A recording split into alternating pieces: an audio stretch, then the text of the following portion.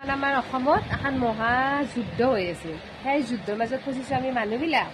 চাব দ প্ৰথম কেইদিন লাগিল বৰুণ দেৱতা আৰু সূৰ্য দেৱতাৰ কাজিয়া। তাৰপিছত বৰুণ দেৱতাই ক'লাক সূৰ্য দেৱতাক যে তুমি মোৰ পাৱাৰ চাবা নেকি? সূৰ্য দেৱতাই ঠিক আছে তোমাৰ পাৱাৰ দেখা, তোমাৰ কিমান পাৱাৰ মই চাওঁ।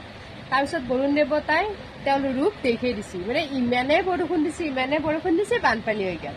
ঠিক আছে। তাৰপিছত মানুহবিলাক দেখা পায় বৰুণ দেৱতাৰ হাঁহি উঠি কৈছে সূৰ্য দেৱতাক যি মোৰ কাম হৈ গ'ল, এইবাৰ তোমাৰ পাৱাৰ দেখাওক, কিমান পাৱাৰ আছে তোমাৰ। তাৰপিছত সূৰ্য দেৱতাই কৈছে ঠিক আছে তুমি মোৰ পাৱাৰ চাবা, কাৰ পাৱাৰ বেছি আমি চাই ল'ম।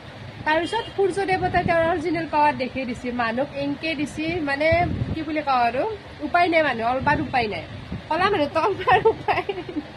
আমি কলা দেখোন একো প্ৰব্লেম নাই, বগা মানুহ গ'লে কিনকে হ'ল ৰ'দত বতপাৰে কলা হৈ গৈছে বস্তু মোৰ দুখে লাগে বগা মানুহ লাগি।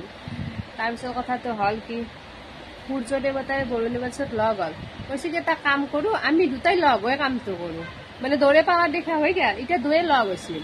একবাৰ যদি বৰুণ দেৱতাই বৰষুণ দিয়ে, একবাৰ সূৰ্য দেৱতাই ৰ'দ দিয়ে, মানে দিনটোত অলপমান বৰষুণ অলপমান ৰ'দ, অলপমান বৰষুণ অলপমান, মানে দ মিলা প্ৰীতিকে কামটো কৰি আছে দক ৰাইজ। এতিয়া নাহানে হ'ব আৰু এইকেইদিন উপায়তো নাই, কি কৰিব আপোনালোকে সহ্য কৰি থাকিব, আমিও সহ্য কৰি আছোঁ। তোকে গৰমৰ অৱস্থা দেখিছিলে, একদম অৱস্থা বঢ়িয়া।